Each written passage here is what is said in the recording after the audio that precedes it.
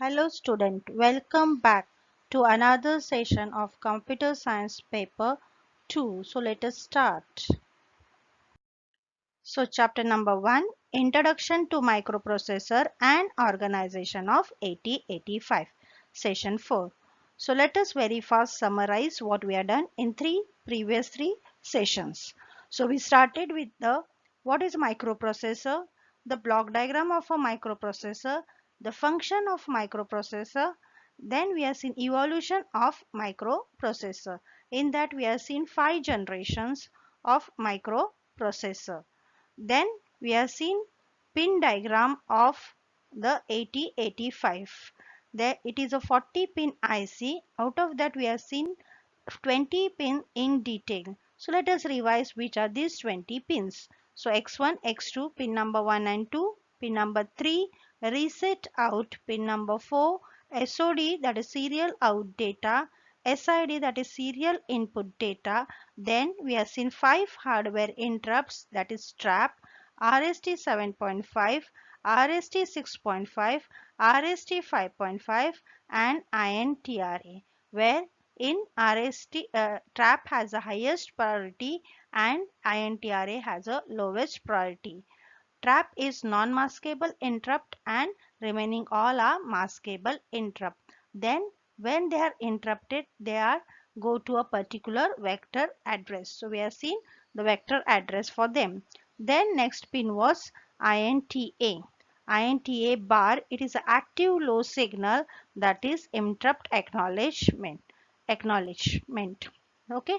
Then address AD0 to AD7, the address and data bus are multiplexed, means on the same line we'll first send the address and then we'll send the data by using a special pin, that is address latch enable, ALE, address latch enable. So AD0 to AD your 19, from pin number 12 to 19, that is AD0, AD1, AD2, AD3, AD4, AD5, AD6, AD7. So these were the pins from 12 to 19, and 20 was VSS, that is ground. So your 8085 pin works on, the chip works on 5 volt power supply. So out of that we have seen ground. So we have to see which is the pin number 5. 5 volt, right? VCC. So that was till that we are completed. So let us proceed with the session 4. So already we have seen from 1 to 20 pins in detail. Now let us see the remaining 20 pins. So here 21 to 28 are higher addresses, that is A8 to A15. So higher address are separate because address bus is 16-bit wide and data bus is 8-bit wide. So to save the hardware, we have multiplexed the address and lower address and data bus. So these are the higher address bus, that is from pin number 21 to pin number 28. Then SO pin number 29 is S0. Pin number 30 is ALE. This already we have seen with AD0 and AD7. ALE is nothing but address latch enable. So when you have to send the data or address, see these are multiplexed. So we have seen what do you mean by multiplex and how we demultiplex this address and data bus. On first clock cycle, when ALE is 1, the address is sent on this line and then on the same line the data is sent. Then write bar, it is an active low signal. Read bar, it is also a active low signal, outgoing signal. S1, S0 and S1 are the status signal. Then IO, that is input output slash memory bar. So here input output or memory bar. Ready signal, that is pin number 35. On pin number 36, reset in, again reset in is active low. So when a low arises on this pin, it will take the action. Then 37, that is clock out. 38, that is hold acknowledgement, HLDA. Then hold acknowledgement.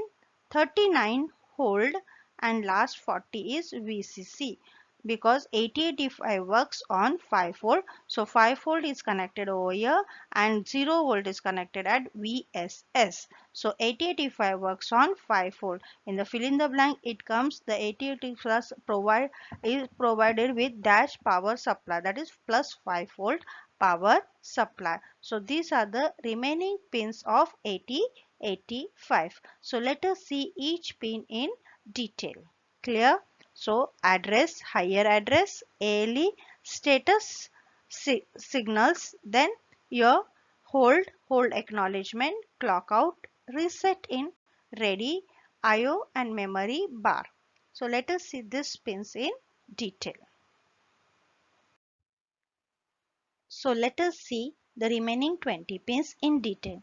So from pin number 21 to 28, they are the A8 to A15. See, the 8085 has a 16 address lines. The most significant bits, these are called as most significant bits, that is from A8 to A15 of the address bus are separate. The least significant bits, that is A0 to A7, are timely multiplexed with the bits of the bidirectional data bus, that is D0 to D7. The 8 lines, signal lines, that is A8 to A15, which are unidirectional and used as a higher order address bus. So these are used as a higher order address bus. These pins carry the higher order address bus. The address is sent from microprocessor to memory. So they are output pins. These pins switch to high impedance state during hold and reset mode. So for hold and reset mode, this is switched to high impedance state. So from 21 to 28 are higher order address bus. Is it clear? So S0 and S1, that is pin number 29 and pin number 33, they are outgoing. These are the status signals sent by the microprocessor to distinguish the various operation or type of machine cycle in progress. The status code for the Intel 8085 is given over here. So S0 and S1 are the status pin. These are the status signals sent by the microprocessor to distinguish various operation in progress. So when S1 is 0 and S0 is 0, so S1 and S1 and S0 are 0 0, it is halt operation. So it will halt. When S1 is 0 and S0 is 1, it is a write operation. So it is going to write in the peripheral devices. So when S1 is 1 and 0, it is a read operation. And when S1 is 1 and S0 is 1, it is a opcode fetch. It fetches a opcode to the peripheral devices.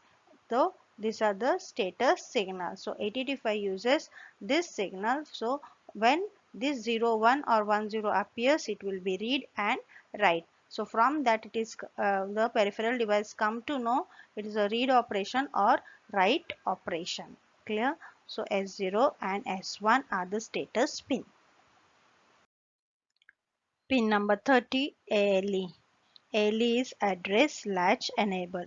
One special output signal generated by microprocessor to indicate the beginning of the operation. It is a positive going pulse generated during the first clock cycle of the machine state, and it indicates that the bit AD7 to AD0 are the address bits. So out of this multiplexed, so when it generates a first clock plus, they are nothing but address bits. The signal enables the lower ith bit of the address from the multiplex bus to latch into a external flip-flop or peripheral devices. After AD0 to AD7 changes over to data bus, then these lines will change to data bus. ALE is never in tri-state, either it is high or low. So it is used to enable the address latch. Enable address latch enable. It indicates whether the bus functions as address bus or data bus. So when ALE is equals to 1, then the bus function as address bus for the first clock byte. So it will send the address. So when ALE is high, it will send the address. And when the ALE is 0, then the bus will function as the data bus. So when it is low, it will function as a data will be sent on that line. Okay. And when it is 1, it will send the address on that line. So from the ALE we'll come to know either it is an address or it is sending the data. So 1 on this pin is address. So first ALE sends the signal 1. So peripheral device comes to know that it is a address. And when the ALE is 0, it comes to know that it is the data bus. That is, for first clock cycle is for address and the next clock cycles are for data. That is ALE address latch enable. So the next pin is pin number 31, right bar. Bar, see black shown here, the bar on the right. It is an outgoing pin from the CPU or microprocessor unit. It is a write control signal. It is an active low signal. What do you mean by active low? When on this pin it is 0, then microprocessor will write in peripheral devices. Okay, when it is 1, it will not perform the writing operation. So whenever 0 appears on this pin, the microprocessor informs the peripheral or tells the peripheral devices that it is going to write in peripheral or memory location. Clear? So this signal indicates that data on the data bus are to be written into the selected memory or IO location. Is it clear? So it is tri-stated during hold and halt. So tri-state means it is neither in logic 0 or in logic 1. It is in high impedance state. Means it is not there in the circuit. As good it is not there in the circuit. High impedance state is called as tri-state. Okay. So whenever it is in tri-state during hold and halt operation. Clear? So, so the next pin is read bar, that is pin number 32. It is a output pin. So this is a read control signal. It is also like write bar. It is also a active low signal. What does this signal do? This signal indicate that the selected memory or IO is to be read and the data is available for on the data bus. It is tri-stated during hold and halt operation. Clear? So this was read and write bar. The next pin is input output, input output slash memory bar. So memory is active low. So pin number 34 and it is also output pin. It is output from the MPU. So it is a status signal indicates whether the address bus is for input output devices or for memory. When it goes high, the address on the address bus referring to input output devices, and when it goes low, that is when on this pin it is 0, the address on the address bus are referred to be memory. Clear? So now here it is given when it will memory write and memory read, or it is IO write and IO read. So IO and slash memory bar. So here it is given when the on this pin it is either 0 or 1. So when it is 0, 0 means it is now memory. It is related to memory. When it is S1 is 0 and S0 is 1, that means the operation performed will be memory write. So it will be writing in the memory. When again when IO and M is 0, this pin is 0 and S1 and S2 are 1 and 0, it is memory read. It will be reading from the memory unit. When IO M bar is 1. So when this pin number 34 is 1 means, and S1 S0 are 0 1, that is it will write in input output devices. the microprocessor will write in input output devices. When again pin number 34 is 1 and S1 is 1 and S0 is 0, that is it will read from the input output devices. Is it clear? So status signal and IO and memory bar are related to each other. Clear?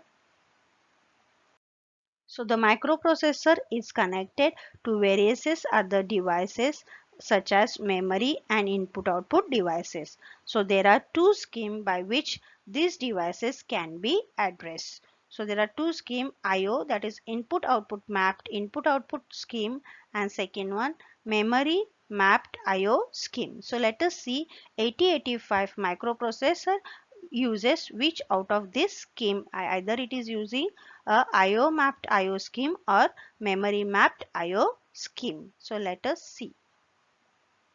So let us see the first IO mapped IO scheme. In IO mapped IO, the same address may be used for input output devices as well as for memory location. So when it is IO, that is input output mapped input output, the same address will be used for both input output devices as well as memory location. Microprocessor 8085 uses IO mapped IO scheme to address IO and input output devices. So using the status signal, the differentiation between the IO operation and memory operation are done. So here by using differentiation between status signal, so we are using the status signal, so it distinguishes between different IO operation and memory operation is done. When the signal is IO memory is high, when it is high, the address on the address bus is for IO input output devices, and when it is low, then the address on the address bus is for the memory location. The instruction in and out are used to address the input output devices. So various operations are carried out are identified by using the status signal S0 and S1. So when it is 0 1, it is memory write. When it is 1 0, it is memory read. Again, but provided the IO memory bar should be low. And when IO slash memory bar is high, then it is IO write and IO read. Right? So this way, so 8085 uses input IO mapped IO scheme. Okay. So here same address is used for IO devices, input output devices, and for memory location. Clear? In memory mapped IO scheme, whenever an address appearing on the address bus, it is for IO device. Then there is no information corresponding to memory location. So same address bus is not used for the memory location. Suppose the address 002 is for the output device, and whenever this address appears on the address bus, and it is to be used to select output devices. There is no information on the memory location on 002. So in other words, when an address is used to select input output devices, then that address is not used for any memory location. But in IO mapped IO, the same address is used for IO input output devices as well as for memory location. And in 8085 we are using IO mapped IO scheme. Okay. The next pin is ready pin. Pin number 35. It is input. So it is an input signal used by the microprocessor to sense whether a peripheral is ready to transfer the data or not. This pin used to synchronize the slower peripheral devices with the fast microprocessor. So the microprocessor will wait till the peripheral is ready to accept the data. It will sense if it is ready or not. This signal is used to delay the microprocessor until until a slow corresponding peripheral is ready to send or accept the data.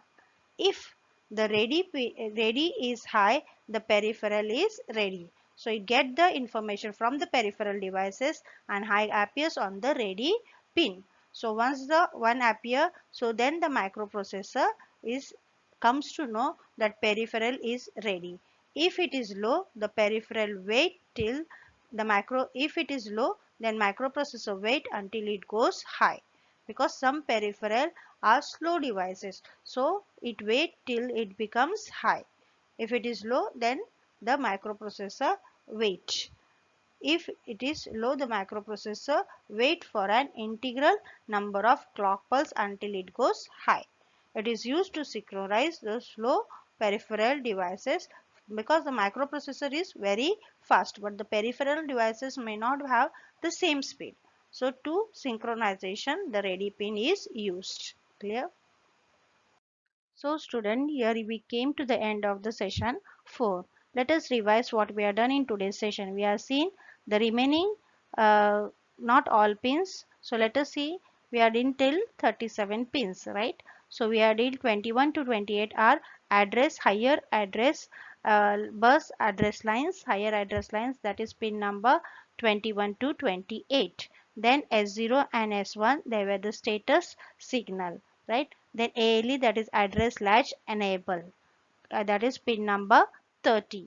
Then we have a read bar and write bar, they were both active low signal. Then IO slash memory bar, that is we can write in the input output devices or memory depending upon the status signal. So today we have seen, and we have seen the address scheme. There are two address scheme, IO mapped IO and memory mapped IO scheme.